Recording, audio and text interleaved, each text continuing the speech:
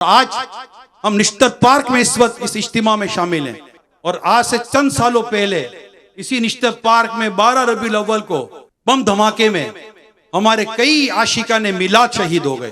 दुआ करें अल्लाह पाक उन सब की मगफिरत फरमा दे, उन सब के अल्लाह पाक दर्जे बुलंद फरमाए। आज वो याद आ रहे हैं। इसी तरह इससे 2 दिन पहले आलमी मदीना मतलब फैज़ान मदीना में मिलाद पाक के इज्तिमा में इस्लामी बहनों में भगदड़ मच गई थी और उसमें हमारी कई इस्लामी बहनें शहीद हो गई। दुआ करें अल्लाह पाक उनकी भी मगफिरत फरमाए, उनके भी दर्जे बुलंद फरमाए। तो ये याद आते हैं, इस मैदान में आकर वो याद आए जहां ये धमाका हुआ था।